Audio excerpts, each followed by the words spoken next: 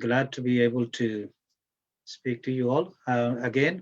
2 week की break के बाद आपसे मुलाकात हो रही है। खुदावंद आपको सलामत रखे जहाँ जहाँ पे भी आप हैं और महफूज रहें। आज का सेशन जो है वो होगा, ये टॉपिकल है, ये आप कह लें कि एक्सेजेटिकल या एक्सपोजिटरी नहीं है। तो इस एतबार से मैं शुरू से ये वाज़ेह कर दूं कि ये होगा थीम बेस्ड। इस लिहाज से हम मुख्तलिफ अहवालों को देखने की कोशिश करेंगे।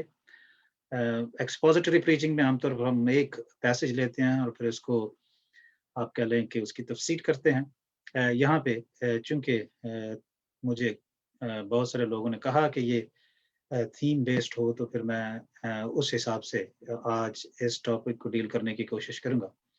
तो इससे पहले कि हम इस सेशन का आगाज़ करें, मैं समझता हूँ कि इसे खुदा के नाम से शुरू करना चाहिए, दुआ से करना चाहिए। तो अपने सरों को झुकाते हैं और दुआ मांगते हैं। खुदावंद आसमानी बाप, हम तेरी शुक्रगुजारी करते हैं कि तू हमारा खुदा है, तू खालिक और मालिक है और इससे बढ़कर हमारा निजात दहिंदा है। हम तेरा शुक्र करते हैं तेरे प्यारे बेटे अपने मुनज्जी खुदावंद यीशु मसीह के लिए जिन्होंने हमारे लिए सलीब उठाई, अपनी जान दी और हमें यह हक बख्शा कि हम जब चाहें और जहां भी हों हम तेरे सामने हाजिर होकर अपने दिलों का हाल बयान कर सकते हैं और तेरे कलाम से सीख सकते हैं। हम तेरे पाक नबिश्तों के लिए तेरा शुक्र करते हैं, हम तमाम लोगों के लिए जिन्होंने वफादारी से इन्हें हमारे हाथों तक पहुंचाया। और खुदावंद, चूंकि ये नविश्ते तेरे पाक रूह की तहरीक से लिखे गए हैं, इसलिए हमारा इल्म नाकिस है और हम अपनी कोशिश से इनको समझने से कासर हैं। इसलिए हम तेरे पाक रूह को तवक्कुल देते हैं कि वो हमारे दिनों को मुनव्वर करे, हमें अक्ल और हिकमत और दानाई बख्शे ताकि हम तेरे भेदों को समझ सकें और हमारी तमाम तर कमियों को अपने यीशु नाम में दूर फरमा और हमें यह कुव्वत बख्श कि हम दयानतदारी से और वफादारी से तेरे कलाम को न सिर्फ सीखें बल्कि लोगों तक पहुंचाने का सबब भी बने। आज के सारे सेशन को हम तेरे हाथ में देते हैं। हम सब दोस्तों को जिन्होंने ज्वाइन किया और जो देख रहे हैं उन सब को भी तेरी पनाह में देते हैं, यीशु मसीह के वसीले से, आमीन। जी जिन दोस्तों ने अभी ज्वाइन किया है, thank you very much for joining us. आज का जो थीम है ये है बहुत अहम है और बहुत पॉपुलर थीम है। खास तौर पर लोग इस पर बात करना चाहते हैं और चूंकि इसकी नेचर ऐसी है कि ये मुस्तकबिल से ताल्लुक रखता है, तो यूं ये और दिलचस्प बात बन जाती है लोगों के लिए। और उसकी बुनियादी वजह एक ये है, जैसे करीबन 3-4 साल पहले 2017 में न्यूयॉर्क टाइम में प्रोफेसर मार्टिन स्लाइमगन ने एक मजमून लिखा जो न्यूयॉर्क टाइम में छपा था। तो उसकी बड़ी दिलचस्प आप कह लें कि फाइंडिंग्स हैं। मैं आपके साथ स्क्रीन शेयर करता हूं ताकि आप साथ साथ देखते भी जाएं। अगर आप अपने नोट्स लिखना चाहते हैं तो बहुत अच्छी बात है, आप लिखें। लेकिन मैं जैसे मैं करता हूं, मैं आमतौर पर अपने नोट्स भी दे देता हूं ताकि लोग उनसे फ़ायदा उठाएं। तो आपको नोट्स मिल जाएंगे। अगर आप को सुनने में दुश्वारी हो व्हाइल यू आर राइटिंग, तो इसलिए मैं कहूँगा कि आपको लिखने की ज़्यादा ज़रूरत नहीं है, इस लिहाज से कि आपको नोट्स मिल जाएंगे। फिर भी अगर आप अपने लिए लिखना चाहते हैं तो ज़रूर आप लिखें और आप फिर इनको इस्तेमाल करने की कोशिश करें। मैं ये जो है वो स्क्रीन आपको शुरू से आपके साथ शेयर करता हूँ ताकि आपको एक तरतीबवार जो है वो मिल जाए जो चीज़ है। तो जी मैं अर्ज़ कर रहा था कि ये जो है हमारा एक इंसानी इंस्टिंक्ट है कि इंसान जो है वो मुस्तकबिल के बारे में जानने की कोशिश करता रहता है। और प्रोफेसर मार्टिन के मुताबिक इंसान और हैवान में सबसे बड़ा फर्क ये है कि हम मुस्तकबिल के बारे में सोचते हैं और ना सिर्फ सोचते हैं बल्कि मनसूबाबंदी करते हैं। اور जिन मुआशरों और सकाफ़तों में हम ज़िंदगी बसर कर रहे हैं, ये इंसान की इसी सलाहियत का सबूत है। यानी हमान अपनी नस्ल को या आने वाली जो पुश्तें हैं, उनको ज़िंदगी गुज़ारने के लिए चंद रवैये या आप कह लें आदात सिखाते हैं। लेकिन ये इंसान है जो अपनी औलाद को और अपने आने वाली नस्लों को मुस्तकबिल के बारे में सोचने और उसको बेहतर बनाने की तरगीब देते हैं, उनको तरबियत देते हैं। मसलन वो लोग जो शादीशुदा हैं और जिनके बच्चे हैं, वो बच्चों की पैदाइश से तालीम और तालीम के बाद करियर और ख़ानदानी ज़िंदगी, माज़ी और हाल और मुस्तकबिल के बारे में उनको बताने की कोशिश करते हैं और यूँ वो उनको तैयार करते हैं कि वो आइंदा ज़िंदगी में किस तरह से ज़िंदगी के तमाम तर जो मसाइल हैं या इश्यूज़ हैं, उनको किस तरह से डील कर सकते हैं वो। तो अर्ज़ ये करना चाह रहा हूँ कि ये जो मुस्तकबिल के बारे में जानने की जुस्तजू है, ये इंसान के अंदर है, इंस्टिंक्टिव है, जिबिलती तौर पर इसमें है। गुज़श्ता सदी की तहकीक के मुताबिक अगरचे लोग ये सोचते थे कि इंसान माज़ी और हाल का कैदी बनकर रहता है, ताहम प्रोफेसर स्लाइगमैन जो कहता है, वो कहता है कि मौजूदा साइकोलॉजी या न्यूरोलॉजी जो है, उनकी तहकीक ने ये दरियाफ्त किया है कि इंसानी दिमाग का जो मरकज़ है या उसके मरकज़ी काम है, उसके शऊरी और गैर शऊरी तौर पर सोचने का, वो है कि वो मुस्तकबिल के बारे में जानने की कोशिश करता है और उसके अंदर झाँकने की कोशिश करता है। और ये बहुत हद तक काबिल फ़हम है कि इंसान की मुस्तकबिल को बेहतर बनाने और उसके बारे में अंदाज़ा लगाने की जो सलाहियत है, उसने तकरीबन ज़िंदगी के हर पहलू में बड़े-बड़े कारनामे सरअंजाम दिए हैं। और ये बात किसी से ढकी-छुपी नहीं है कि इंसान मुस्तकबिल को अपने गिरफ्त में करने का ख्वाहिशमंद रहा है और आज भी है। लेकिन ये बात भी हम पर वाज़ेह है कि बावजूद साइंसी तरक्की और इजादात के, कोई शख्स आज तक मुस्तकबिल को पूरी तरह से ना तो अपने हाथ में कर सका है और ना ही पूरी तरह से इसके बारे में सही अंदाज़ा लगाकर मुस्तकबिल को जान सका है।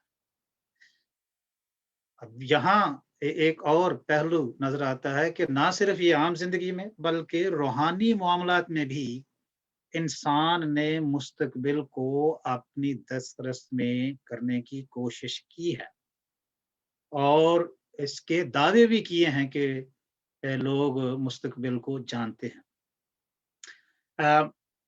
लेकिन आप कह लें कि जहाँ तक इंसानी दूरंदेशी का ताल्लुक है, उससे इंसान अंदाज़े लगा सकता है, मनसूबाबंदी करके बेहतरी का इंतज़ाम कर सकता है।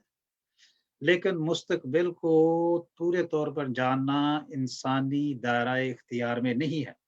अगरचे बहुत से लोगों ने दावे किए हैं और भी आज भी करते हैं। क्योंकि मैं ये समझता हूँ कि ये इख्तियार सिर्फ़ और सिर्फ़ खुदा का है। और इस हद की खिलाफ वर्जी के जो नताइज हैं, वो कोई इतने आप कह लें कि सूदमंद नहीं रहे हैं। आप आदम और हवा की मिसाल देख देख सकते हैं पैदाइश में। खुदा ने उन्हें मना किया था कि आप जो है वो अच्छाई और बुराई के फल को ना खाना।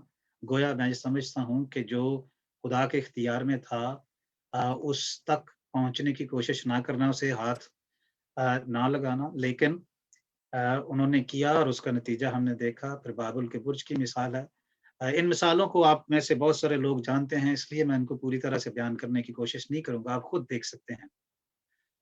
तो अगर हम इंसान मुस्तकबिल को पूरी तरह से ग्रास्प नहीं कर सकते, उसके बारे में पूरी तरह से जान नहीं सकते, बिलखुसूस रूहानी बातों को, तो फिर हमें क्या मुस्तकबिल के बारे में सोचना नहीं चाहिए या रूहानी बातों को जानने से गुरेज करना चाहिए? ये सवाल है जो हमारे ज़हनों में नेचुरली उठता है। अब जैसे मैंने अर्ज़ किया कि मुस्तकबिल के हालात व वाक़यात खुदा के दायरा इख्तियार में हैं। तो जब तक वो अपने मुकाशफ़ात जो है इंसान पर वाज़े ना करे या आशिकारा ना करे, उस वक़्त तक इंसान इनको जान नहीं सकता। अ, खुदा जो है इंसान और बिलख़ुसूस मसीहियों को मैं समझता हूँ अंधेरे में नहीं रखता। ये जो कुछ इंसानी समझ और ज़रूरत के मुताबिक पाक सहीफ़ों में बयान कर दिया गया है, उससे हम ये अंदाज़ा लगाते हैं कि खुदा जो है अपने मंसूबा जात, जो हाल के बारे में या मुस्तकबिल के बारे में, वो इंसान पर वाज़े कर देता है जितनी इंसान को ज़रूरत होती है। अब आमोस की किताब के तीसरे बाब की 7वीं आयत में ये मुंदरज है कि खुदा कभी वो काम नहीं करता, लिखा है यकीनन खुदावंद खुदा कुछ नहीं करता जब तक कि अपना भेद अपने खुद खिदमतगुज़ार नबियों पर पहले आशिकारा ना करे।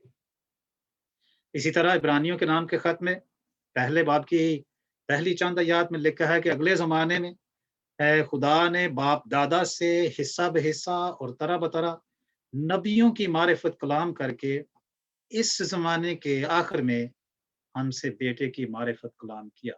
तो यूँ खुदा की एक हिस्ट्री है कि वो इंसान को अपने मंसूबों के बारे में जो वो करना चाहता है, जितनी इंसान को ज़रूरत होती है, वो उन पर वाज़े करता है।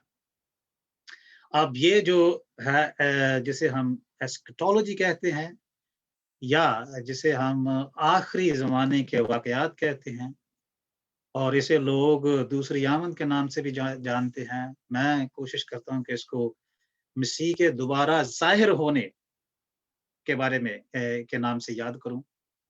तो ये जो इस हवाले से जो वाक़यात हैं, उनको आम तौर पर आखिरी ज़माने के वाक़यात का इल्म कहा जाता है और अंग्रेज़ी में इसे एस्केटोलॉजी या एस्केटोस जो है यूनानी से जिसका मतलब है आखिरी और लोगिया जहाँ से थियोलॉजी या हर तरह की जो आप कह लें कि लोगिया जो है इल्म है या मुताला है।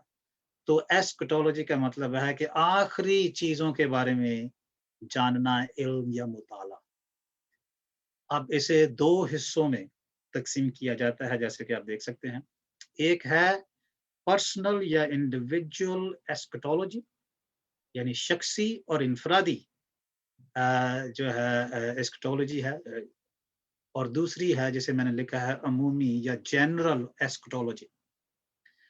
और जनरल एस्केटोलॉजी में मसीह के दोबारा ज़ाहिर होने, हज़ार साला बादशाही, अदालत, बेईमानों का अंजाम और ईमानदारों की जज़ा जैसे मामलात शामिल हैं। तो एस्केटोलॉजी की जो ये नहीं समझना चाहिए, दूसरी आमद नहीं सिर्फ कहना चाहिए। एस्केटोलॉजी ज़्यादा बड़ा सब्जेक्ट है, उसमें ज़्यादा चीज़ें आती हैं।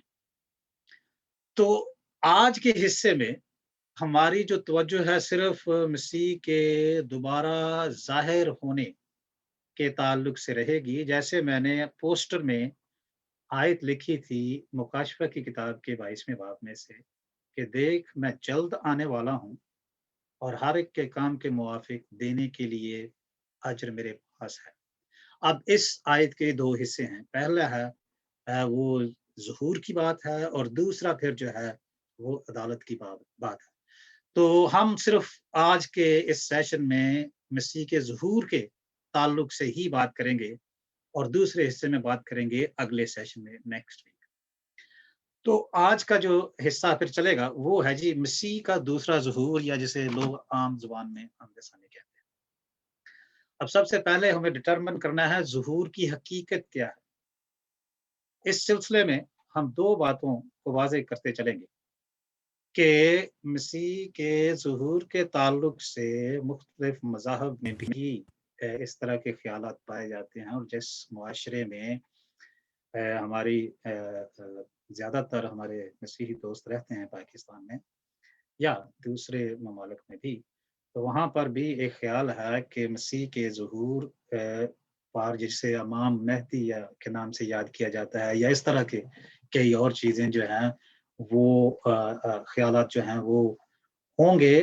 ہمیں یہ ذہن میں رکھنا چاہیے کہ ہماری اس گفتگو سے یہ بات بھی واضح ہو جائے گی کہ مسیح کے ظہور کی اصل میں حقیقت کیا ہے۔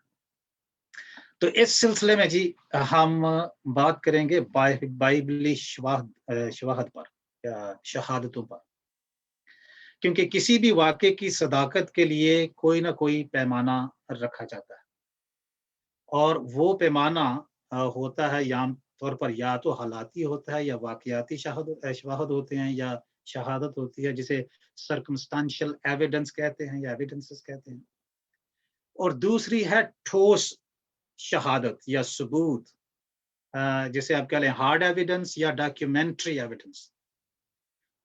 تو اس ثبوت میں یا شہادت میں مدعی کا جو بیان ہوتا ہے یا مدعی کی جو شہادت ہوتی ہے وہ بنیادی حیثیت رکھتی ہے۔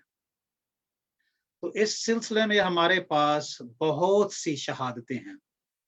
ہارڈ ایویڈنس جو ہے یعنی ڈاکیومنٹری ایویڈنس جو ہے، پہلی بات تو پرانے عہد نامے کی شہادت ہمارے پاس موجود ہے۔ تو ہنوک کی پیشین گوئی سب سے پہلے ہمارے پاس موجود ہے، جو یہودا کے خط میں بیان کی گئی ہے۔ اب یہودا کا خط جو ہے یہ تو نئے عہد نامے میں ہے، لیکن یہودا کا خط لکھتے ہوئے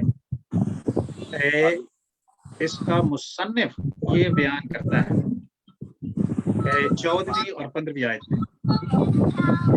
آپ اپنا ذرا مائکرو فون بند کر لیں گے، میوٹ کر لیں آپ جس کا مائکرو فون آن، تاکہ ڈسٹربنس نہ ہو۔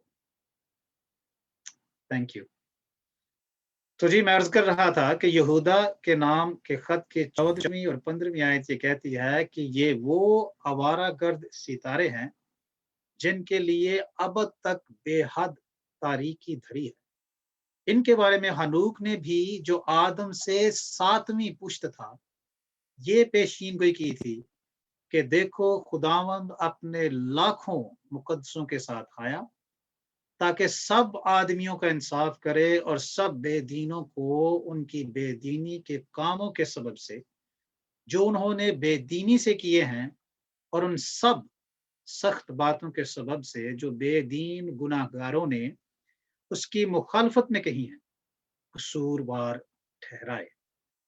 تو یوں خدا کے ظہور کی جو پیشین گوئی ہے وہ ہنوک کے زمانے سے ہی کی گئی ہے، اور اس کا ہمیں علم ہوتا ہے۔ پھر یرمیا کی صحیفے میں یرمیا کی شہادت یہ ہے، یرمیا اپنے صحیفے میں لکھتا ہے کہ دیکھ وہ دن آتے ہیں، خداوند فرماتا ہے کہ میں داؤد کے لیے ایک صادق شاخ پیدا کروں گا، اور اس کی بادشاہی ملک میں اقبال مندی اور عدالت اور صداقت کے ساتھ ہوگی۔ اس کے ایام میں یہودا نجات پائے گا۔ یہ اگین آپ ایک خدا کے ظہور کی جو ہے وہ شہادت دیکھتے ہیں۔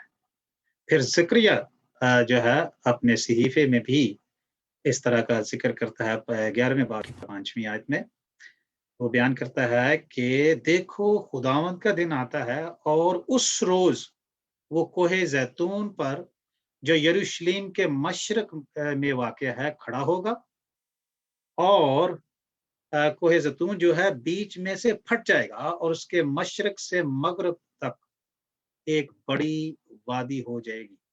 تب خداوند میرا خدا آئے گا اور तमाम मुक़द्दस लोग उसके साथ होंगे। तो हम देख सकते हैं कि पुराने अहदनामे से ही खुदा के ज़ुहूर की ये हकीकत हमारे सामने रख दी गई है। तो अगर हम नए अहदनामे की तरफ चलें, तो नए अहदनामे में बहुत सी शहादतें हमारे पास मौजूद हैं। मसलन प्रोफेसर केविन कॉनर कहता है कि नए अहदनामे की 27 किताबों में से 23 किताबें मसीह के ज़ुहूर की या दूसरी आमद का इंदराज करती हैं। इस तरह से नए अहदनामे का 85% हिस्सा जो है इस हकीकत का जिक्र करता है। इससे ये भी पता चलता है कि बतौर मजमूई नए अहदनामे की हर 13वीं या हर 13 आयत के बाद एक आयत, और अगर हम खतूत का मुताला करें तो हर 10वीं आयत के बाद एक आयत जो है आमदे सानी या मसीह के ज़ुहूर की हकीकत बयान करती है। जैसे जैसे हम नया अहदनामा पढ़ते जाते हैं और मुकाशफा की किताब की तरफ बढ़ते जाते हैं, आमदे सानी का जिक्र बतदरीज बढ़ता चला जाता है, और ये जो है मसीह के ज़ुहूर की या आमदे सानी की हकीकत का एक बहुत बड़ा सबूत है। अब नए अहदनामे की जो मजमूई गवाही है, उसमें 3 तरह की शहादतें पाई जाती हैं जी। और वो शहादतें क्या हैं? पहली बात जो है वो है मुद्दई की मसीह की अपनी शहादत। मत्ती के इंजील बयान में मसीह ने मुख्तलिफ मकामात पर अपनी आमद के बारे में इशाराजात दिए हैं। दरअसल मत्ती जो 25वां बाब है, उसमें खुदावंद यीशु मसीह मुख्तलिफ तमासील के वसीले से इस बात का अंदिया देते हैं, अगरचे कुछ मुफस्सरीन कहते हैं कि ये जो तमासील हैं वो यीशु मसीह के आने के या पहली आमद के बारे में हैं। लेकिन हम ये देख सकते हैं कि 10 कंवारियों की तमसील है, तोड़ों की तमसील है, और फिर बराह रास्त यीशु मसीह ने अपनी आमद का ज़िक्र किया है इन अल्फाज में कि जब इब्ने आदम जलाल में आएगा और सब फरिश्ते उसके साथ होंगे, तब वो अपने जलाल के तख्त पर बैठेगा और सब कौमें उसके सामने जमा की जाएंगी, और वो एक को दूसरे से इस तरह जुदा करेगा जैसे चरवाहा भेड़ों को बकरियों से जुदा करता है। ये आप 25वें बाब में बड़े वाज़ेह तौर पर देख सकते हैं 31वीं आयत से आगे। अब अगर यूहन्ना का इंजील बयान हम देखते हैं तो उसके 14वें बाब में लिखा है, तुम्हारा दिल ना घबराए, तुम खुदा पर ईमान रखते हो, मुझ पर भी ईमान रखो, क्योंकि मेरे बाप के घर में बहुत से मकान हैं। अगर ना होते तो मैं तुमसे कह देता, क्योंकि मैं जाता हूँ ताकि तुम्हारे लिए जगह तैयार करूँ, और अगर मैं जाकर तुम्हारे लिए जगह तैयार करूँ तो फिर तुम्हें अपने साथ ले लूंगा, ताकि जहाँ मैं हूँ तुम भी हो। यहाँ पे प्रोफेसर एन.टी. राइट इस हिस्से को अगरचे कहते हैं कि ये यीशु मसीह की आप कह लें कि क़यामत के बारे में है, क्योंकि इसका इमीडिएट कॉन्टेक्स्ट ये है कि यीशु मसीह शागिर्दों से जब बात कर रहे थे, तो वो अपनी मौत के बारे में बात पहले कर रहे थे, और चूँकि शागिर्द जो हैं वो बहुत अफ़सुर्दा थे, तो यीशु मसीह ने उनको कहा कि आपको घबराने की ज़रूरत नहीं है, मैं वापस आ जाऊँगा। यानी वो कब्र में ही नहीं रहेंगे, बल्कि वो ज़िंदा हो जाएँगे। तो यूँ उसकी क़यामत के बारे में है। लेकिन बहुत से और मुफस्सिरीन इस बात का आप कह लें कि दावा करते हैं कि ये हवाला भी मसीह के ज़ुहूर के ताल्लुक से है, दूसरी दफ़ा ज़ुहूर जिसे हम कहते हैं। तो यूँ हम देख सकते हैं जी कि यीशु मसीह के मुँह के अपने अल्फाज हैं। फिर मुकाशफा की किताब में तो मसीह बार-बार अपने ज़ुहूर की बात करते हैं। मसलन मुकाशफा 22वां बाब, जहाँ यहाँ पे आप बड़े वाज़ेह तौर पर देख सकते हैं, उसमें यीशु मसीह ने कम से कम 3 बार ये फरमाया है कि मैं जल्द आने वाला हूँ। 7वें बाब में 12वीं आयत में और फिर 20वीं आयत में। ये मुकाशवा की किताब की बात कर रहा हूँ, ये 22वां बाब जो है।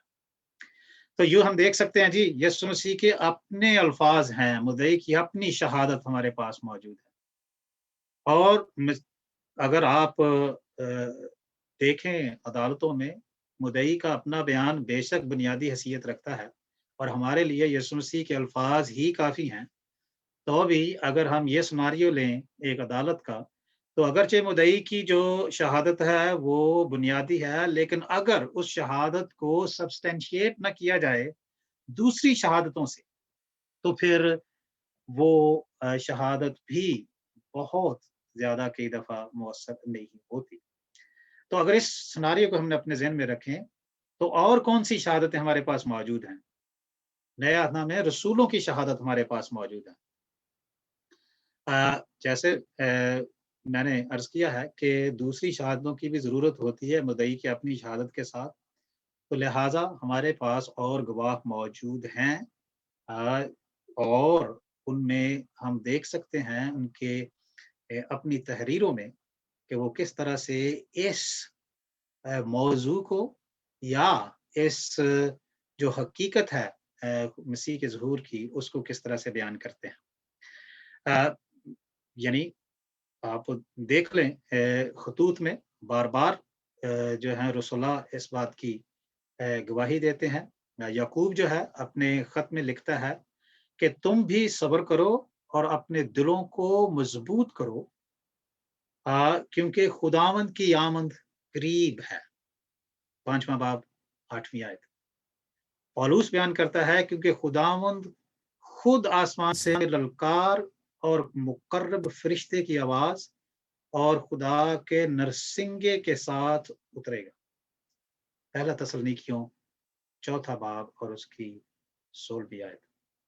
इब्रानियों का मुसन्नफ़ भी इसी बात की तरफ इशारा करता है और लिखता है कि और जिस तरह आदमियों के लिए एक बार मरना और उसके बाद अदालत का मुकर्रर होना मुकर्रर है, उसी तरह मसीह भी एक बार अ, बहुत लोगों के गुनाह उठाने के लिए कुर्बान होकर दूसरी बार बगैर गुनाह के निजात के लिए उनको दिखाई देगा जो उसकी राह देखते हैं। यूहन्ना कहता है जब वो ज़ाहिर होगा तो हम उसकी मानिंद होंगे क्योंकि उसको वैसा ही देखेंगे जैसा वो है। पहला यूहन्ना उसका 3 बाब और दूसरी आयत। तो यूँ देख सकते हैं कि जी हमारे पास ना सिर्फ यीशु मसीह के अल्फाज़ हैं बल्कि रुसला के दूसरे गवाहों के अल्फाज़ भी हमारे पास मौजूद हैं। इसी तरह से ना सिर्फ रुसला के बल्कि फरिश्तों के अल्फाज़ उनकी गवाही हमारे पास मौजूद है। इंसान तो एक तरफ है, अब आप कह लें कि आसमानी मखलूक की भी गवाही हमारे पास मौजूद है। अ, सवाल ये है कि क्या इंसान होते हुए ये मुमकिन है चूँकि वो मसीह के शागिर्द थे जो रुसला थे, लिहाज़ा उनकी मोहब्बत में उन्होंने यीशु मसीह के बारे में ये बातें कह दी हों।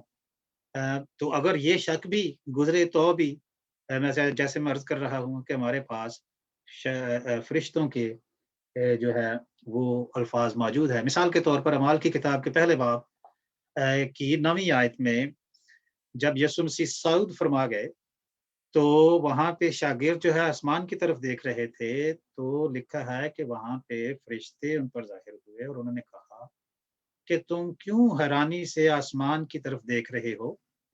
अ, तो फिर उन्होंने कहा कि आए गलीली मर्दों, तुम क्यों आसमान की तरफ देखते हो? यही यीशु जो तुम्हारे पास से आसमान पर उठाया गया है, इसी तरह फिर आएगा, जिस तरह तुमने उसे आसमान पर जाते देखा है। तो यूँ हमारे पास इस इस किस्म की कितनी शहादतें मौजूद हैं। पुराने अहदनामे की, नए अहदनामे की, यीशु मसीह के अपने अल्फाज़, रसूलों के अल्फाज़, फरिश्तों के अल्फाज़।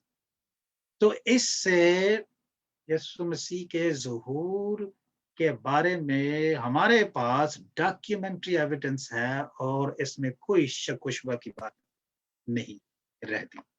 اس سے بہت سے دوسرے نظریات اور خیالات جو دوسرے مذاہب میں ہیں ان کا بھی کلیریفیکیشن ہو جاتی ہے۔ اب یہ تو ہمیں پتہ ہے کہ یہ ایک حقیقت ہے، یہ ہونا ہے، یسوع مسیح کا ظہور ہوگا، لیکن یہ کس طرح ہوگا، اس کا طریقہ کیا ہوگا، وہ ہم دیکھنے کی کوشش کرتے ہیں۔ تو جی اس کے ظہور کا طریقہ کیا ہوگا؟ اس موضوع پر تاریخ میں اور کلیسیائی تاریخ میں خاص طور پر جب کلیسیا کے مستقبل کی بات ہوئی ہے تو اس پر بہت بحث و تکرار رہی ہے اور آج بھی جاری ہے، اور اس میں بالخصوص 1000 سالہ بادشاہی جو ہے وہ اور بڑی مصیبت جسے کہتے ہیں گریٹ ٹریبیولیشن، اس پر کافی بحث رہی ہے اور آج بھی چل رہی ہے۔ 1000 سالہ بادشاہی پر 4 نظریات پائے جاتے ہیں، اور میں مختصر طور پر یہ 4 نظریات آپ کے سامنے رکھوں گا۔ یہ بہت کافی لمبا جو ڈیٹیل یہ ہیں، لیکن میں ان کو مختصر طور پر عام فہم بنانے کی کوشش کروں گا، اور جو لوگ پھر زیادہ اس پر بات کرنا چاہتے ہیں وہ ضرور مختلف سسٹمیٹک تھیولوجی کی کتابیں پڑھ سکتے ہیں یا مصنفین کی کتابیں پڑھ سکتے ہیں۔ تو اس میں کیا ہے جی، پہلا جو نظریہ ہے وہ ہے اے ملینیلزم، یعنی 1000 سالہ بادشاہی کا انکار۔ اس نظریے کے تحت کہتے ہیں جی شیطان کا جو اختیار ہے وہ محدود کر دیا جائے گا تاکہ انجیل کی منادی جو ہے تمام دنیا میں ہو سکے۔ مسیحی ایماندار جو ہیں 1000 سال تک مسیح کے ساتھ بادشاہی کریں گے، اور مسیح کی 1000 سالہ بادشاہی کا وہ کہتے ہیں کہ آغاز ہو چکا ہے، یہ ہوگا نہیں، یہ ہو چکا ہے۔ یہ جسمانی نہیں ہے بلکہ روحانی طور پر ہے۔ تو پھر وہ آگے کہتے ہیں کہ ایماندار جو سو چکے ہیں وہ مسیح کے ساتھ بادشاہی کر رہے ہیں، لہذا جسمانی طور پر 1000 سالہ بادشاہی نہیں ہوگی، اسی لیے اسے اے ملینیلزم کہتے ہیں۔ اور پھر وہ کہتے ہیں کہ ایمانداروں کی روحیں جو ہیں ان کے جسموں سے ملیں گی اور مسیح کے ساتھ آسمان پر اب تک بادشاہی کریں گے۔ وہ لوگ ایمانداروں کو غیر ایمانداروں کو یہاں پہ لکھا جانا چاہیے جو ہے ان کو ابدی سزا ملے گی، اور ایماندار جو ہیں آخری عدالت کے بعد ابدی حالت میں مسیح کے ساتھ رہیں گے، اور اس ابدی حالت کا آغاز جو ہے عدالت کے بعد ہوگا، اس سے پہلے نہیں۔ دوسرا ہے جسے کہتے ہیں پری ملینیلزم، یعنی 1000 سالہ بادشاہی سے پہلے۔ اب اس نظریے کے مطابق کلیسیا جو ہے وہ جو ایک بڑی مصیبت کا دور ہے اس پر بات کرتے ہیں، وہ کہتے ہیں کہ کلیسیا دو بڑی مصیبت تک جو دور جو ہے مصیبت تک جاری رہے گا، یعنی ٹریبیولیشن تک کلیسیائی دور جاری رہے گا، جس کے بعد مسیح کا ظہور ہوگا، اور جو ایماندار سو چکے ہیں وہ زندہ ہوں گے اور انہیں جلالی بدن عطا کیے جائیں گے۔ یہ ایمانداروں کی بات ہے۔ اب یہاں پہ میں ایک بات واضح کر دوں کہ ایٹرنل باڈیز یا ابدی جسم اور جلالی جسم میں فرق ہوگا۔ ابدی ایٹرنل باڈیز جو ہیں وہ سب کو ملیں گی، لیکن جو گلوریفائڈ باڈیز ہیں وہ صرف ایمانداروں کو عطا ہوں گی۔ جو ایٹرنل باڈیز ہیں غیر فانی بدن جو ہیں وہ ضروری نہیں جلالی ہوں، لیکن جلالی جو ہے بدن جو ہے وہ غیر فانی ضرور ہوگا۔ تو یہاں پہ یہ فرق ہمیں ذہن میں رکھنا چاہیے۔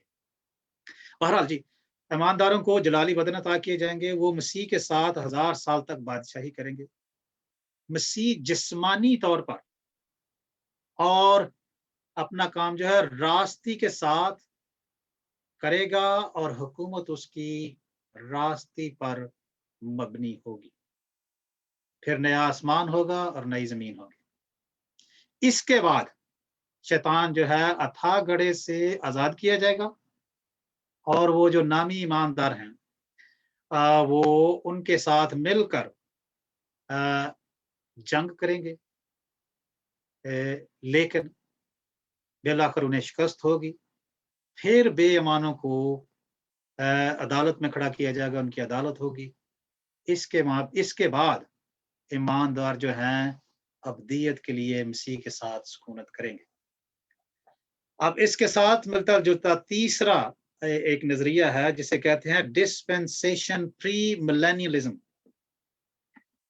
और इसके मुताबिक ये जो नजरिया है ये आम पिछले 200 सालों में अमेरिका और यूके में ज़्यादा आम हुआ है और ये मैं समझता हूँ अब आजकल पाकिस्तान में और दुनिया के मुख्तलिफ मुल्कों में भी बहुत तेज़ी से आम होता जा रहा है। और वो ये है जी कि इसके मुताबिक मसीह जो है वो बड़ी मुसीबत और 1000 साला बादशाही से पहले आएगा और ईमानदारों को ऊपर उठा लेगा, जिसे रैप्चर भी कहते हैं।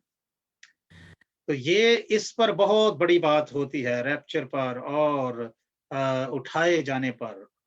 थस्सलुनीकियों के नाम का खत 4 बाब और 17वीं आयत इसकी बुनियाद बनती है। तो इस लिहाज से जी ये नज़रिया जो है वो ज़्यादा पॉपुलर होता जा रहा है क्योंकि अ, जैसे ही वो कहते हैं कि बड़ी मुसीबत का आगाज़ का ट्रिब्यूलेशन का आगाज़ होगा, ये 7 साल तक जारी रहेगा और इन सालों में मसीह की आमद के बहुत से निशानात जो हैं वो पाया तकमील को पहुंचेंगे, जिनमें बनी इसराइल का अ, अ, या में उनमें से कलीसिया में लोगों का शामिल होना यानी मसीह पर ईमान लाना। जब ये होगा तो फिर मसीह वापस आएगा। ईमानदार जो है 1000 साल तक मसीह के साथ बादशाही करेंगे और इसके बाद इब्लीस जो है वो बगावत करेगा जैसे पिछले नजरिए में था और फिर उसे शिकस्त होगी और फिर भी ईमानों की अदालत होगी और यूं जो अब्दियत के दौर का आगाज होगा। अब जैसे मैं कहने लगा था पहले कि जैसे-जैसे एज़ारसानियाँ ज़्यादा होती जा रही हैं, ये नज़रिया जो है वो भी ज़्यादा पॉपुलर होता चला जा रहा है।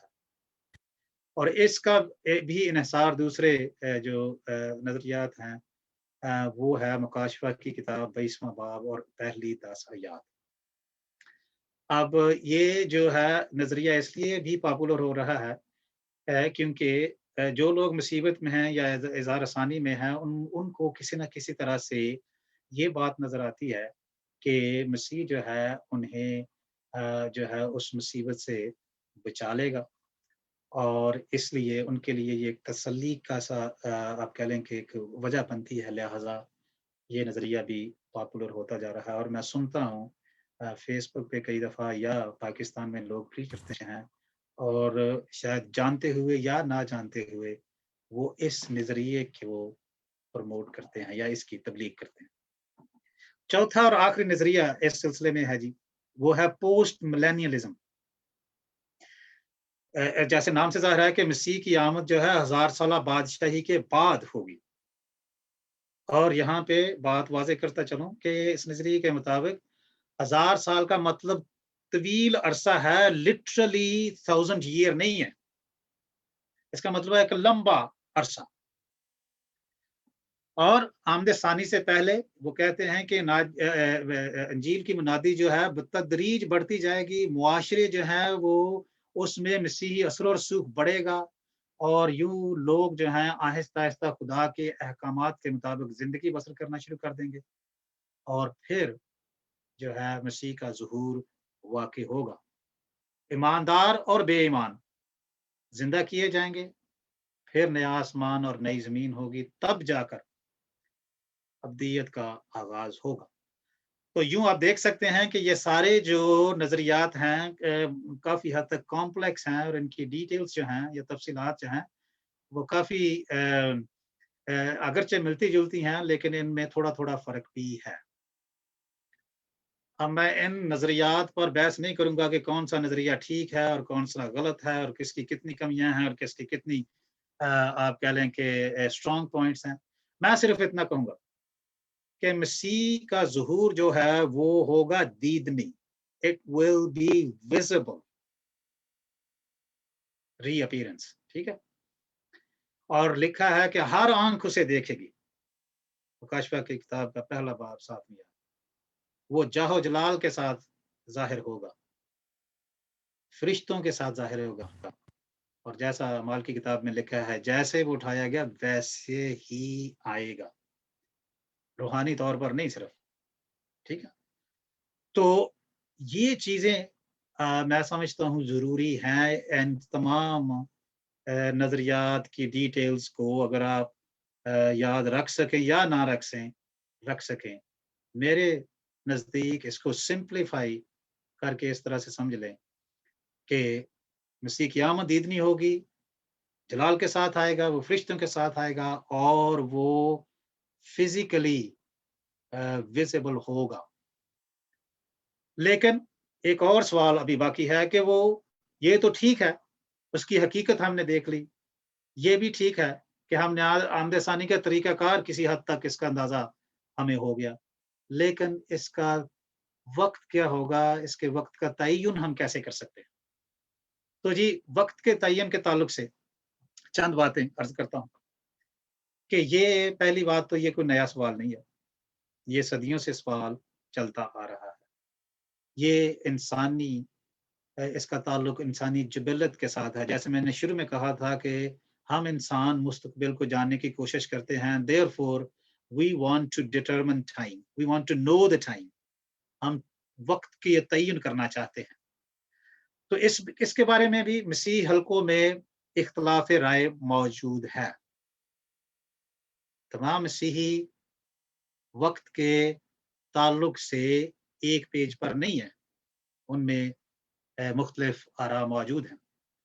लेकिन मैं ये समझता हूँ कि ये जो डिफरेंसेस हैं मुख्तलिफ आरा में, इनको सानवी हैसियत हासिल होनी चाहिए, यानी ये सानवी हैसियत की हामिल हैं, ये मेन मसीहत का नुक्ता नहीं है, ये मसीहत के बुनियादी अकायद की नफी नहीं है अगर इन आरा में कुछ फर्क है। तो मुख्तलिफ आरा जो हैं और उनकी बाइबली बुनियादें क्या हैं? पहली बात जो है जी, दो चीजें इसमें याद रखने की है। तो एक राय तो ये है कि ये नागहानी होगी, स्पॉन्टेनियस होगी, सडन अपीयरेंस होगी। इसीलिए लोग हवाला देते हैं जी लूका के इंजीली बयान के 12वें बाब की 40वीं आयत में, जहां पे लिखा है तुम भी तैयार रहो क्योंकि जिस घड़ी तुम्हें गुमान भी नहीं होगा इब्ने आदम आ जाएगा। दैट्स अ स्पॉन्टेनियस अपीयरेंस, ठीक है।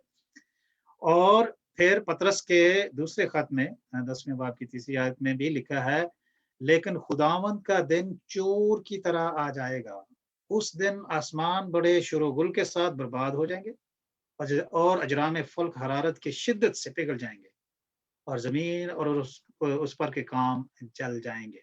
चोर की मानंद, अगेन चोर बताकर नहीं आता, सडन अचानक आता है। तो इस चीज को लेकर आमदे सानी या मसीह के ज़हूर के बारे में मुख्तलिफ अंदाजे लगाए जाते रहे हैं। 45 ईस्वी से लेकर आज के दिन तक 2021 तक सैकड़ों लोगों ने मसीह के ज़हूर की पेशगोइयां करने की कोशिश की है या उसके एग्जैक्ट टाइम बताने की कोशिश की है। अब चंद का मैं जिक्र करता हूं। कहा जाता है जी एक मुहतात अंदाजे के मुताबिक कि 1200 से ज्यादा पेशीन गोइयां की गई हैं यीशु मसीह के वक्त बताने का इस अरसे में। जिनमें विलियम मिलर एक शख्स है, उसने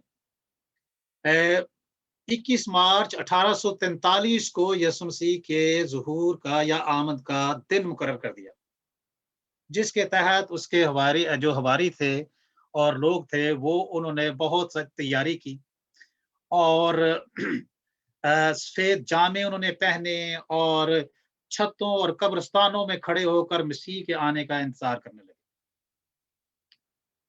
और ज़ाहिर है, ये वाक़या ना हुई, तो फिर उसने क्या किया जी, उसने डेट चेंज कर दी और 1 साल के बाद की डेट बता दी, 1844 में।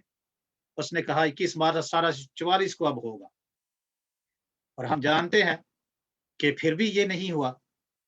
तो ज़ाहिर है उसे शर्मिंदगी का सामना करना पड़ा। तो वो ज़ाहिर है, आप कह लें कि कुछ इस तरह से कह लें कि बड़ा सयाना बनया। उसने क्या किया, उसने कहा अच्छा, अब ये करते हैं कि उसने 100 साल बाद की पेशीन गोई कर दी। उसने कहा जी अब तो नहीं हुआ, लेकिन ये 1944 में होगा। मतलब ये है कि 100 साल बाद ना वो होगा, ना उसे कोई पूछेगा। बहरहाल फिर भी उसने 100 साल बाद की पेशीन की। तो यूँ एक ही शख्स ने 3 दफ़ा पेशीन गोई की, कुछ नहीं हुआ। एक लिंडसे हॉल शख्स है जिसने किताब लिखी the late great planet earth, बहुत मशहूर हुई ये किताब। उसने उसमें 1988 को कहा कि यीशु मसीह के आने का साल होगा। फिर एक और शख्स है जिसने एडगर जिसका नाम है, उसने 85 वजूहात देकर 1988 को मसीह के ज़हूर का साल करार दिया या गर्दाना। और इस किताब की फिर 45 लाख कॉपियां बिकी। यीशु मसीह तो नहीं आया, लेकिन वो अमीर हो गया कम से कम। उसने खासा पैसा बना लिया। हाँ। और एक और शख्स है हैरोल्ड कैंपिंग, 1994 उसने कहा। और फिर 21 मई 2011 उसने बल्कि टाइम भी बता दिया। उसने कहा जी शाम 6 बजे यरूशलेम के टाइम के मुताबिक यीशु मसीह जो है वो ज़ाहिर हो जाएगा। और उसके 10 साल बाद आज भी हम इंतज़ार कर रहे हैं। हाँ? आज भी नहीं वो हुआ। तो यूँ आप देख सकते हैं कि लोगों ने यीशु मसीह के आमद के या ज़ुहूर के इस पहलू को लेकर बहुत ज़्यादा फाइनेंशियल, आप कहें ना, मुआशी फ़ायदे हासिल किए हैं। और ये मसीही हलकों तक महदूद नहीं है, बल्कि आए दिन दुनिया के इख्तिताम पर नावल लिखे जाते हैं और फ़िल्में बनती हैं। और शायद आप में से एक मशहूर फ़िल्म है Y2K, देखी हो। अ, मायान कैलेंडर जो है, एक शख्स है, उसने 21 दिसंबर 2012 को रोज़े महशर मुकर्रर किया था। तो हम देखते हैं कि ये यंग लोगों में बड़ी पॉपुलर है इस तरह की फ़िल्में या नॉवेल्स, और वो सिनेमाओं में जाकर देखते हैं। यहाँ भी एपोकलिप्टिक काइंड ऑफ मटीरियल। तो इससे जो है एंटरटेनमेंट इंडस्ट्री जो है वो भी बहुत पैसा कमाती है। अ, अब इसका एक दूसरा पहलू है, एक तो है नागहानी तौर पर ज़ाहिर होना, और दूसरा है आमद से पहले के जो ख़ास निशानात हैं, उसके मुताबिक या उसको लेकर लोग जो हैं यीशु मसीह के आने की पेशगोइयाँ करते रहते हैं। इसके मुताबिक लोग कहते हैं जी तमाम अक़वाम में पहले इंजील की मुनादी होगी, फिर बड़ी मुसीबत होगी, ट्रिब्यूलेशन होगी, झूठा मसीह जो है या मुखालिफ मसीह पहले आएगा, और आसमान में निशानात होंगे, झूठे नबी ज़ाहिर होंगे, और इसराइल जो है उसकी पूरी कौम जो है वो निजात पाएगी। तो ये निशानात की तरफ इशारा करके वो यीशु मसीह के टाइम का अंदाज़ा लगाते रहते हैं, लगाने की कोशिश करते हैं। मिसाल के तौर मुखालिफ मसीह के बारे में पौलुस ज़रूर ज़िक्र करता है, और इसको लेके आज भी मुबश्शिरीन लोगों को ऐसे वाक़यात की निशानदही एक करके दुनिया के इख्तिताम की खबरें देते रहते हैं। और कई तो डराने की हद तक लोगों का त्राह कढ़िया रखा हर वेले के यीशु आया ही आया करते हैं। अब पिछले हफ्ते मुझे कोरिया से किसी पासबान ने एक मैसेज भेजा, और उसमें उसने कहा जी तैयार हो जो 12 साल रह गए हैं बस, यीशु आने वाला है। इसी तरह से दूसरे लोग करते रहते हैं, कोई कहते हैं 7 साल रह गए हैं, कुछ इस तरह से। कुछ लोगों ने मुखालिफ मसीह को लेके दूसरी जंग अज़ीम के जो वाक़यात हैं और यूरोपियन जो फाइनेंशियल मार्केट है उसका एक होना, या कैमिनिज्म की तरवीज होते हुए देखते हैं और कहते हैं जी ये यीशु मसीह के आने की निशानी है, अब यीशु मसीह आया ही आया। कुछ लोग 1948 में इस्राएली रियासत का क़याम देखकर या ज़लज़ले, सुनामी, काल यानी पिछले साल का और अब अभी चल रहा है जो कोरोना, इस पर लोगों ने बड़ा जो है वो शोर मचाया कि ये देखो ये बड़ी यीशु मसीह के आने की निशानी है।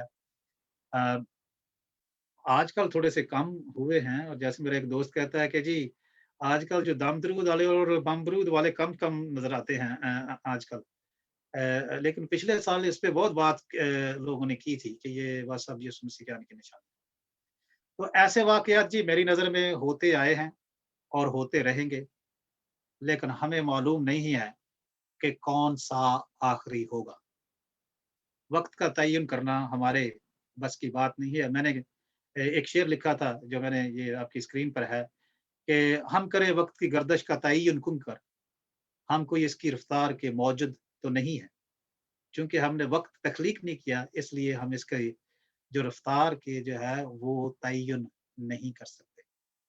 क़यामत के वक़्त के तय्युन के बारे में यीशु मसीह ने खुद फरमा दिया है कि इसका इख्तियार सिर्फ़ और सिर्फ़ बाप को है। वो तारीख़ और वक़्त का तय्युन कर सकता है, उसी ने किया है और वही जानता है, उसी को इसका इल्म है। फिर हम पढ़ते हैं कि वो दिन या वो वक़्त कब आएगा, कोई नहीं जानता बेटे और आसमानी फ़रिश्तों को वो दिन या वो वक़्त कब आएगा मालूम नहीं, सिर्फ़ बाप को मालूम है। और नूह के ज़माने में जैसे हालात पेश आए थे, वैसे ही हालात इब्न आदम के आने वाले ज़माने में भी पेश आएँगे। सिर्फ़ यही क्लू हमारे पास है। अब सवाल ये है, आखिरी सवाल शायद होगा अ, कोशिश करूँगा कि जल्दी-जल्दी बयान करूँ, कि सवाल है कि फिर निशानात और अचानक ज़ुहूर को हम कैसे समझें? हम कैसे हम इनको रिकंसाइल कैसे कर सकते हैं? एक कहते हैं निशान है, दूसरा कहते हैं अचानक है। तो इस हालत में हम किस तरह से अपने आप को तैयार कर सकते हैं? इल्म क्योंकि ये खुला तज़ाद लगता है। अगर निशान है तो फिर तो हमें पता होना चाहिए, लेकिन अगर अचानक है तो फिर ये दोनों तो लगता है दोनों ऑपोज़िट है एक-दूसरे के पोज़ीशंस। तो जी इल्मी हलकों में इस पर बहस है और आज भी है।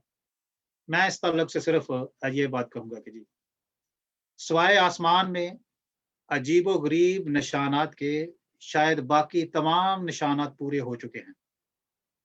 लेकिन ये हतमी बात नहीं मैं कहता। अ, एक निशान जो है वो वसूख के साथ कहा जा सकता है, जो पूरा नहीं हुआ और वो है सूरज का तारीक होना, चाँद का रोशनी ना देना और निज़ाम शम्सी का पूरी तरह से मुतासर होना। ये निशान अभी तक नहीं हुआ। लेकिन इस निशान का वक़ूअ पज़ीर होना चंद लम्हों में हो सकता है। लिहाज़ा ये कहना मुनासिब होगा कि मसीह का ज़ुहूर किसी वक़्त भी हो सकता है। लेकिन ये ज़रूरी नहीं है कि आज या कल या परसों या अगले हफ़्ते। इससे किसी हद तक गैर यकीनी सूरत-ए-हाल पैदा होती है। लेकिन क्या ये गैर यकीनी सूरत-ए-हाल कोई फ़ायदेमंद है? मैं समझता हूँ जी 3 तरह से ये फ़ायदेमंद हो सकती है और 3 फ़ायदे उसके ये हैं कि लोग जो हैं मसीह के ज़ुहूर के शिद्दत से तलबगार रहें। हवाला जात मैंने लिख दिए हैं इसके। कि इसकी एक फ़ायदा ये है कि चूँकि वक़्त का पता नहीं है इसलिए लोग जो है यीशु मसीह के ज़ुहूर की जो है मुंतज़िर रहें और इसका इंतज़ार करें शिद्दत से। दूसरा इसका फ़ायदा ये है कि जी किसी तरह से रूहानी घमंड से बचे रहें कि वो लोग जो कहते हैं जी हमें पता है, वो रूहानी तौर पर बड़े अपने आप में ऊँचे होते हैं और समझते हैं कि उनको कोई स्पेशल रेवलेशन है, स्पेशल नॉलेज है। एक इस रूहानी घमंड से बचा जा सकता है। और फिर बाइबली तालीम को खींच-तान कर जो है वो पेश करने से और गुमराह होने से बचा जा सकता है। और तीसरा इसका फ़ायदा है कि हलीमी और फ़रोतनी इससे पैदा होती है कि जी हम सब कुछ नहीं जान सकते, खुदा जानता है, लिहाज़ा हम चीज़ें उस पर छोड़ते हैं। हमारा जितना मर्ज़ी इल्म हो, हम जितने मर्ज़ी ज़हीन हों अ, फिर भी हम खुदा के हाथों में हैं, लिहाज़ा हमें फ़रोतन होने की ज़रूरत है। ताहम सवाल ये उठता है कि क्या हम किसी अचानक वाक़ये के होने वाले वाक़ये के लिए तैयार रह सकते हैं? भई जिस चीज़ का हमें पता ही नहीं कि कब होगा, हम उसके लिए तैयार कैसे रह सकते हैं? ये सवाल हो सकता है। और ख़ास तौर पर जिसकी हम मुस्तक़बिल करीब में होने की तवक्को नहीं कर सकते, उसके लिए कैसे तैयार रहा जाए? तो मैं समझता हूँ जी ये मुमकिन है, ये नाक़ाबिल फ़हम बात नहीं है। अब रोज़मर्रा ज़िंदगी से मिसालें ले लें। आप में से मुझे नहीं पता कितने लोग गाड़ी चलाते हैं। अभी तो पाकिस्तान में भी सीट बेल्ट लगाने के लिए कहा जाता है। तो सीट बेल्ट क्यों लगाते हैं जी आप गाड़ी में? आप तो तवक्को नहीं करते कि आपका कोई खुदा न ख़ास्ता एक्सीडेंट होगा, लेकिन मुमकिन है। इसलिए आप अपने आप को तैयार करते हैं और सीट बेल्ट लगाते हैं। इसी तरह जहाज़ में आप ये अनाउंसमेंट सुनते हैं जब आप बैठते हैं तो जो है वहाँ पे अनाउंसमेंट की जाती है कि किसी गैर मुतवक्के वाक़या की से बचने के लिए आप सीट बेल्ट लगाएँ। फिर आप इंश्योरेंसेस करवाते हैं जी, गाड़ी की हो, फ़ोन की हो, लाइफ इंश्योरेंस हो, हम तो तवक्को नहीं करते कि हम जी कल मर जाएँगे। लेकिन इंश्योरेंस करवाते हैं। तो इस तरह से हम समझते हैं कि जी गैर मुतवक्के जो चीज़ें हैं, उनके बारे में तैयारी की जा सकती है।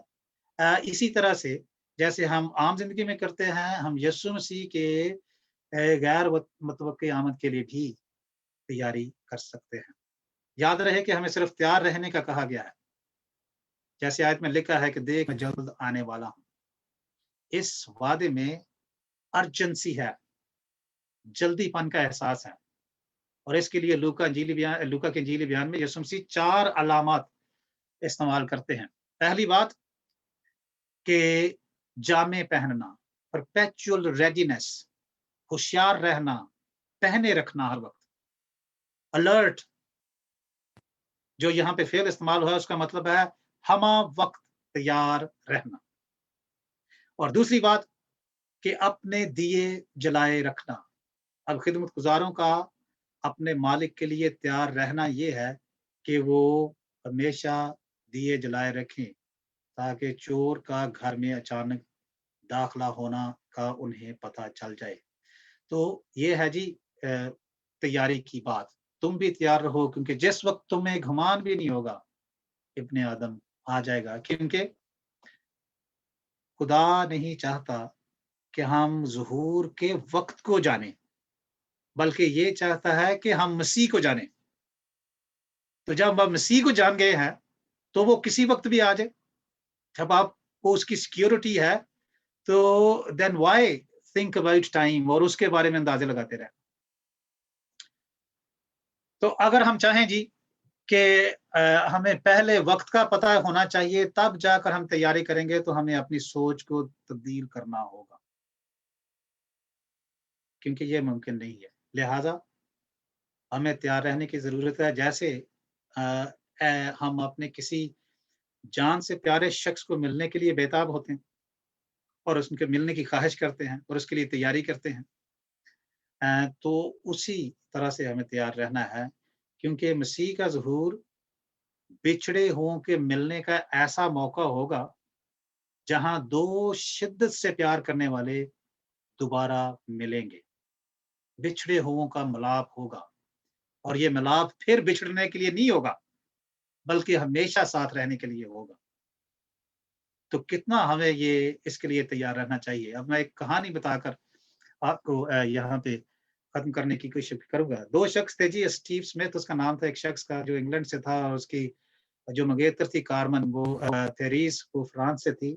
जब उनकी मंगनी हुई वो लंदन में मिले और वो को इकट्ठे पढ़ते रहे। फिर हालात ने थपेड़ा खाया और कार्मेन जो है पेरिस जो है वो फ्रांस चली गई वापस और स्टीव स्मिथ जो है वो लंदन में रह गया। उनके दरमियान कुछ जो फासले बढ़े, फिर स्टीव जो स्मिथ है, उसने एक खत लिखा अपनी मंगेतर को और उसको कहा कि मैं आपके जवाब का इंतज़ार करूँगा या कर रहा हूँ या मुंतज़िर हूँ आपके राब्ते का। अब वो जब वो खत पहुँचा उसके घर तो वो कार्मेन पेरिस जो वो अपने घर में नहीं थी, उसकी माँ थी घर में, उसने खत रिसीव किया और उसे फायर प्लेस पे रख दिया, जहाँ पे जो आग जलाई जाती है सर्दियों में, उसके ऊपर रख दिया। तो हुआ ये कि वो भूल गई और वो खत सिरकता हुआ फायर प्लेस के पीछे जा पड़ा। اور वो वहां पर 10 साल तक रहा। फिर जब उन्होंने घर को रेनोवेट किया करने लगे, तो वो खत वहां से कार्मेन पेरिस को मिला, और जब उसने वो खत पढ़ा तो वो कहती है कि वो बहुत, आप कह लें कि हिचकिचाहट का शिकार थी, क्योंकि उनको अलग हुए बहुत अरसा हो चुका था। बहरहाल उसने राब्ता किया स्टीव से, स्टीव स्मिथ से, और 17 साल के बाद उनकी शादी हो गई। मैं ये समझता हूँ कि जी खुदा का हमारे लिए लव लेटर ये है जो उसने अपने बेटे के खून से लिखा है, वो है खुदा का कलाम हमारे पास।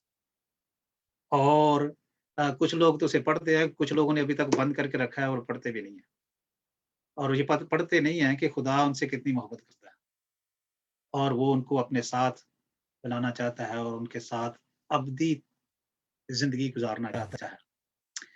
कुछ साल पहले दलाई लामा ने ट्वीट किया।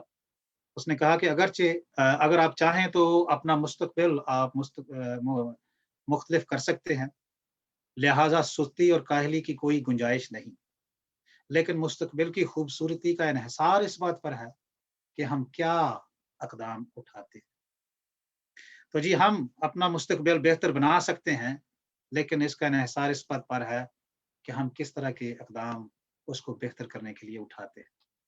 अब ये जो ग्रैंड रीयूनियन होगी मसीह के साथ उसकी दुल्हन की, और वो अबदी तौर पर इस बंधन में रहेंगे, क्या हम उस अबदी बंधन का हिस्सा बनना चाहते हैं? अगर चाहते हैं तो ये बात अहम नहीं कि वो कब आएगा, ये बात अहम है कि क्या हम उसके साथ अबदियत गुजारने के लिए तैयार हैं?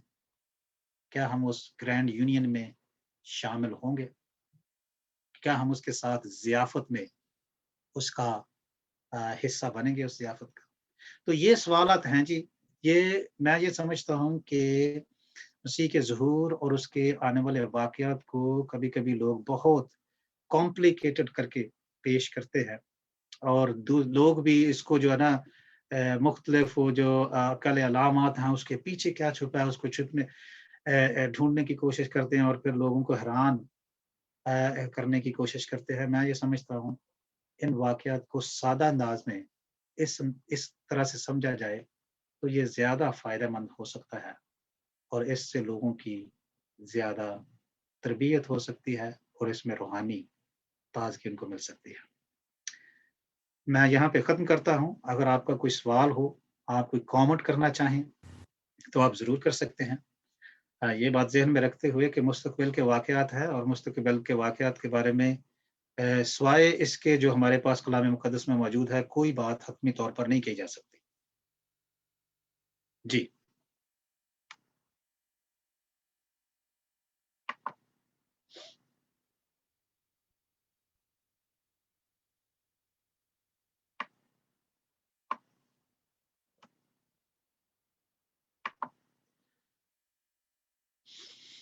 जी, अगर आपका कोई सवाल हो, कॉमेंट हो, तो प्लीज़ अपने आप को अनम्यूट करें और सवाल करें।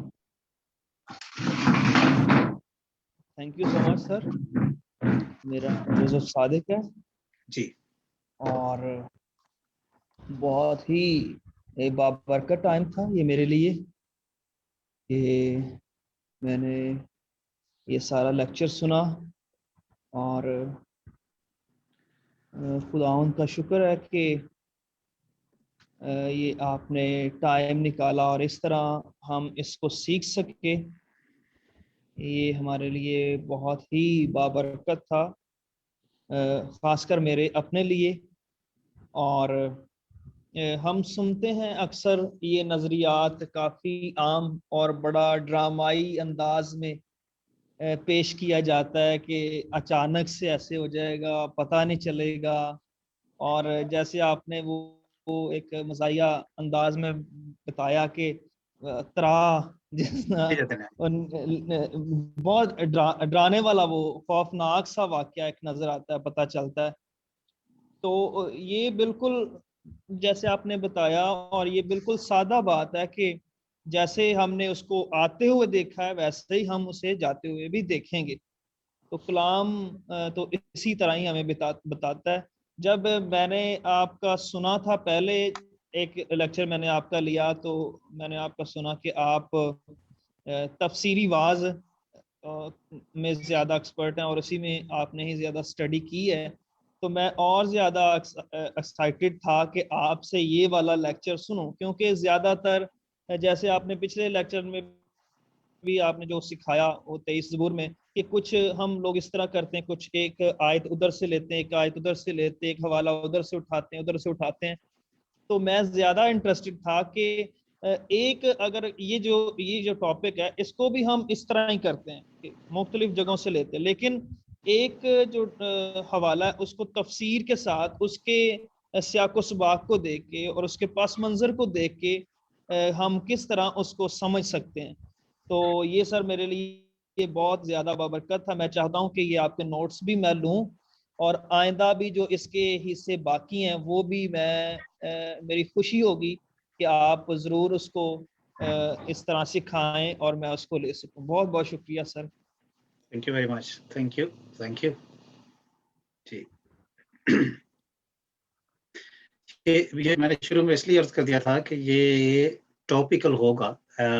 ضرور ہم کسی ایک حصے کو دیکھ سکتے ہیں لیکن اس حصے میں اس سارے ڈاکٹرن کے متعلق ساری تفصیلات موجود نہیں ہیں, اس لیے یہ ضروری تھا کہ اس کو وائڈر پیمانے پہ دیکھا جائے.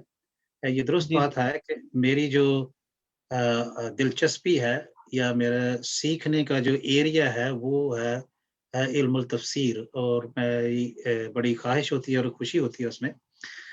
لیکن چونکہ یہ دوستوں نے کہا تھا, کافی دوستوں نے یہ کہا تھا کہ اس پہ بات جی کریں, تو میں نے مناسب سمجھا کہ اس کو سادہ انداز میں بیان کر دیا جائے. جی sir good evening, Irfan Nazir sir بول رہا ہوں. سر کیسے ہیں آپ؟ ہلو عرفان, کیسے ہیں جی آپ؟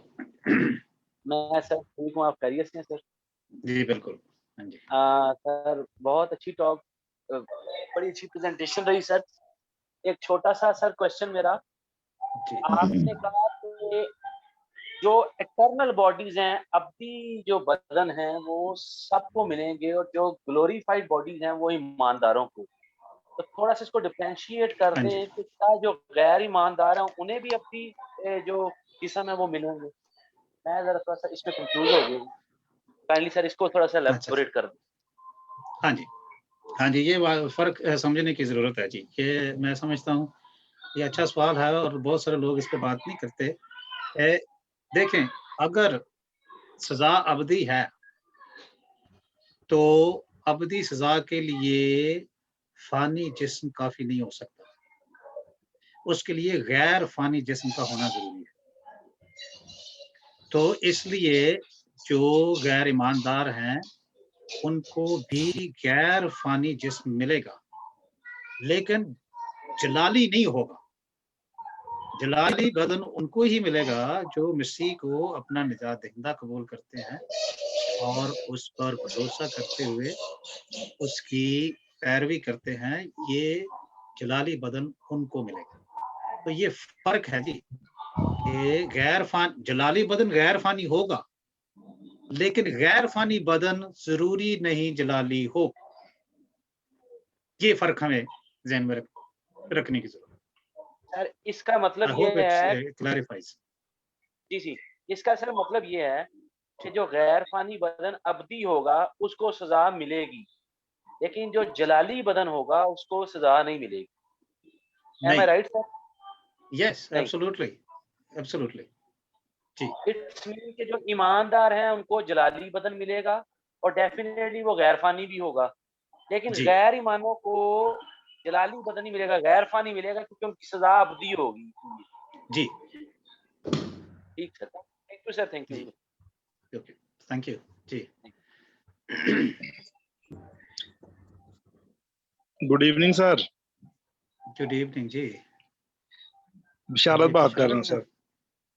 جی سر. جی ہاں جی سر میں پہلے نمبر پہ تو شکریہ ادا کرنا چاہتا ہوں کہ اچھا یہ ٹاپک تھا جس پہ ڈسکشن ہوئی, اور صبح میں نے اسی حوالے سے کرنی تھی پریچنگ بھی, تو اس میں کچھ ہنٹ بھی ملا ہے. تھینک یو ویری مچ.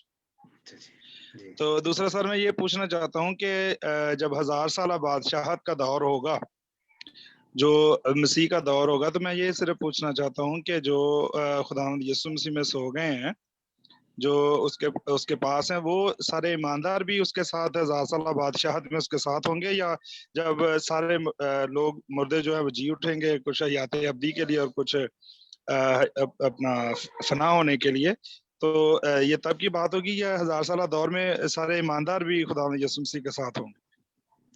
جی میں نے یہ 4 نظریات آپ کے سامنے سر میں مس کیے تھے، اس لیے میں نے آپ سے یہ سوال پوچھا. اچھا، یہ 4 نظریات میں نے آپ کی خدمت میں عرض کیے ہیں جی. ایک ہے، میں آپ کو نوٹس بھیج دوں گا، وہ آپ کے لیے فائدہ مند ہو جائیں گے، آپ نوٹس کو پڑھ لینا.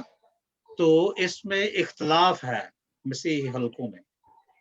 تو میں نے یہ عرض کیا تھا کہ میں ان کی اسٹرینگتھ اور ان کی ویکنیسز پر بات نہیں کروں گا، کیونکہ وہ سیشن بہت لمبا ہو جائے گا. تو میں نے نوٹس میں ان کا آپ کہہ لیں کہ اس کو اختصار سے بیان کر دیا ہے، یا اس کی سمری دے دی ہے. تو آپ وہ نوٹس آپ کو مل جائیں گے، آپ اس میں پڑھ لینا، اور پھر وہ آپ کے لیے جو ہے وہ میرے خیال ہے کلیریفائی ہو جائے گا اس چیز. ٹھیک ہے، چلیں ٹھیک ہے سر، تھینک یو سر.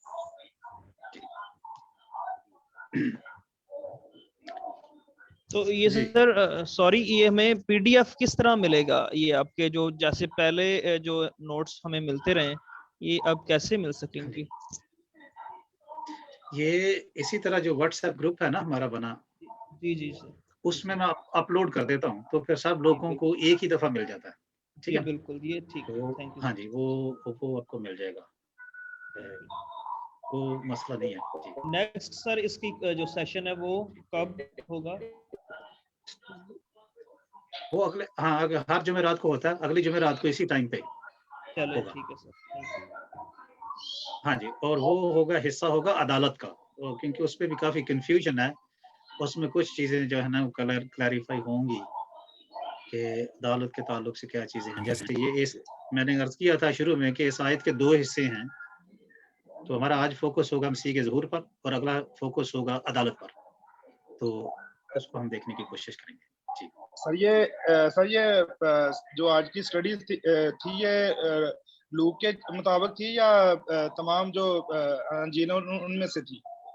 یہ تقریباً تمام جگہ سے، مختلف جگہ سے، کیونکہ یہ ٹاپیکل ہے، تو کسی ایک حصے کو ہم نے بنیاد نہیں بنائی، سوائے اس کے کہ یہ مکاشفہ کی کتاب کا جو 22واں باب ہے، اور اس کی ایک آیت میں نے لی ہے، اور اس کو بنیاد بنا کر تھوڑی سی ٹاپک کو آپ کہہ لیں کہ انریول کیا ہے، اس کو کھولا ہے. جی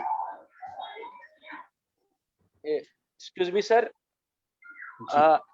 اس پہ آپ نے کہا سسٹمیٹک تھیولوجی کی بکس آپ اس پہ پڑھ سکتے ہیں، تو can you suggest 2 or 3 writers? جیسے وین گروڈم کی کتاب بڑی چلتی ہے، اور لوئس برکھاف ہے. اس کے علاوہ بھی ایسکٹولوجی پڑھنے کے لیے اگر آپ 1-2 بکس ہمیں بتا دیں تو ڈیٹیل پڑھ سکیں اس کی. ہاں جی، مثال کے طور پر اینٹی رائٹ ہے، یہ کتاب میں آپ کو دکھا دیتا ہوں اگر آپ کو نظر آ رہی ہو، ہے سرپرائز بائی ہوپ. ٹھیک ہے، سرپرائز بائی ہوپ. جی سر، اگر میرے پاس ہوئی پی ڈی ایف یہ میں اینٹی رائٹ کی سر؟ اینٹی رائٹ کی ہے جی. یہ کتاب ہے، یہ آپ پڑھ سکتے ہیں. فرانسس شیفر ہے، اس کی کتاب پڑھتے، سسٹمیٹک تھیولوجین ہے. کیون وین ہوزر ہے، سسٹمیٹک تھیولوجین، اس کی کتاب آپ پڑھ سکتے ہیں. تو اس طرح سے مختلف جو ہیں رائٹرز، اور بھی ہے. جان پائپر ہے، اس نے لکھا ہے. ڈی اے کارسن ہے، اور ہے کریگ کینر ہے. اس طرح نیو ٹیسٹمنٹ اسکالرس ہیں کافی، تو آپ ان کو پڑھ سکتے ہیں. میں دیکھوں گا جس کی کتاب میرے پاس ہوئی میں آپ کو وہ دے سکتا ہوں، تو وہ دے دوں گا پی ڈی ایف. جی thank you sir, thank you, بہت شکریہ سر. جی اور کوئی بات ہی؟ ہاں سر. جی جی بشارت. ہاں جی سر، میرا کویشچن جو ہے وہ ہیکل کے بارے میں، کیونکہ بہت سے لوگوں کا یہ بھی خیال ہے کہ تیسری ہیکل بنے گی، اور وہ جو ایویڈنس دیتے ہیں وہ متی کی انجیل میں سے اور جو انجیل اربع میں سے دیتے ہیں, جہاں خداوند یسوع مسیح نے فرمایا کہ جب تم اجاڑنے والی اس مکروہ کو ہیکل میں نصب دیکھو, تو بہت سے اسکالر یہ کہتے ہیں کہ یہ 70 سن عیسوی میں ٹائٹس کے دور میں یہ پوری ہو چکی. تو اگر ہم روح القدس کا مقدس ہیں, اس کا گھر ہے, ہیکل ہے, تو کیا تیسری ہیکل کا بننا ضروری ہے؟ کیا یہ بنے گی یا نہیں بنے گی؟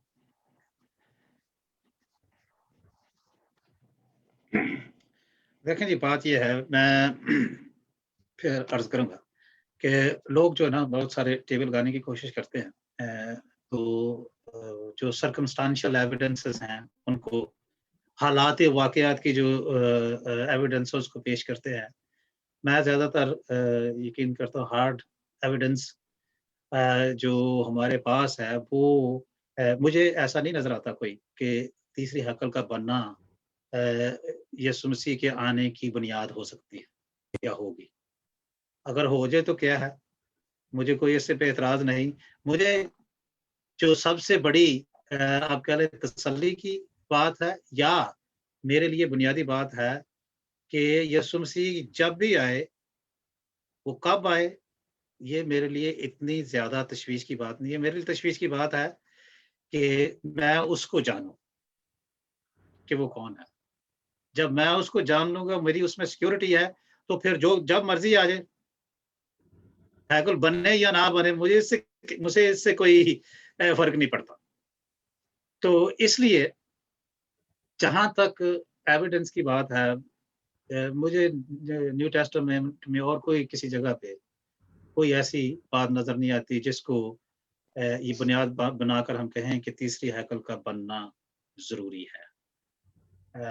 اب ایک کسی حصے کو بائبل مقدس میں لے کے, ایک دو آیت کو لے کر اس میں سے ڈاکٹرن بنانا جو ہے وہ حکمت کی بات نہیں ہوتی, بلکہ یہ جو ہے یہ مشکل کی بات بن جاتی ہے. کیونکہ جتنی حد تک میرے خیال میں ڈینومینیشنز بنی ہیں, یا اگر میں یہ بڑے احتیاط کے ساتھ کہوں کہ بدعات بنی ہیں, وہ اس وجہ سے بنی ہیں کہ کوئی ایک آیت کو لے کر اس کو سٹریچ کیا جاتا ہے اتنا لمبا کہ وہ اس کی اصل تعلیم جو ہے ڈسٹورٹ ہو جاتی ہے.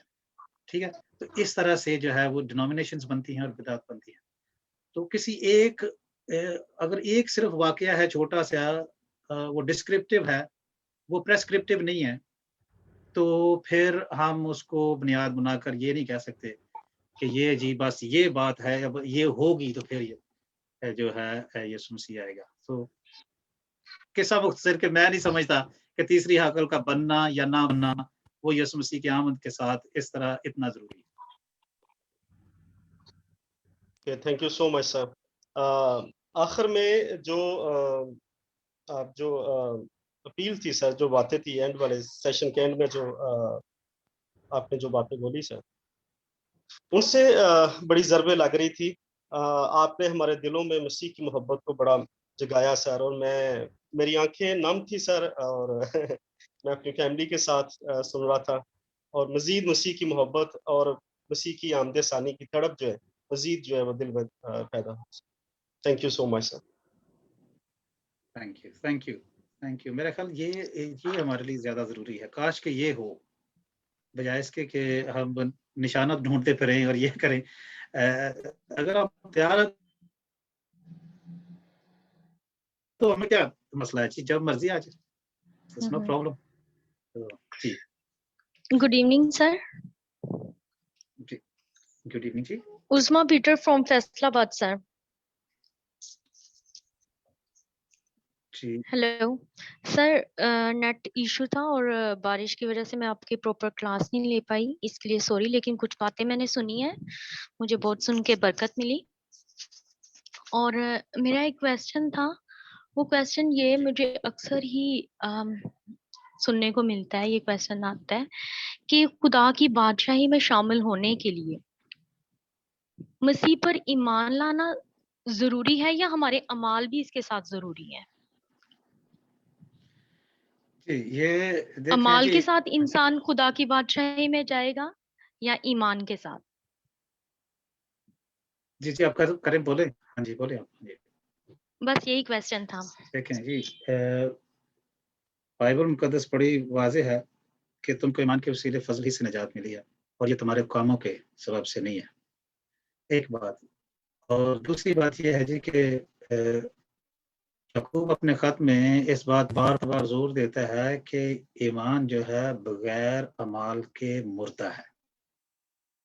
तो ये दोनों साथ-साथ चलते हैं। अब ये प्रोसेस कैसे होता है? अगर मैं ये यहाँ तक कहता हूँ, ये बाकी तमाम तर दुनिया के मज़ाहब से ये बात फ़र्क है। तमाम दुनिया के मज़ाहिब इस बात पर ज़ोर देते हैं कि आप अमाल करें ताकि आप खुदा को पसंद आएँ। मसीही ईमान की ख़ासियत ये है कि आप खुदा को पसंद आ गए हैं, उसने अपना बेटा अता कर दिया है, अब उसने सब कुछ आपके लिए कर दिया है, अब हम पे ये फ़र्ज़ है उसके मोहब्बत का, जो आप कह लें कि in response to his love, रद्दे अमल में हम उस पर ईमान लाते हैं और ये खुदा के फजल से मुमकिन होता है। तो जी, ईमान और इमाल इकट्ठे चलते हैं। जब आपके ईमान अंदर है, आप जेन्युइन ईमान अंदर है, फिर आपके अमाल खुद ब खुद होना शुरू होते हैं। दो एक को हम दूसरे से अलग नहीं कर सकते, अगरचे ईमान इसकी बुनियाद है, लेकिन अमाल को ईमान से अलग नहीं कर सकते। ठीक है? आमीन, आमीन। Thank you so much sir. Thank you. जी। ओके जी। अगर और कोई कमेंट नहीं है, सवाल नहीं है, मैं जो है इसकी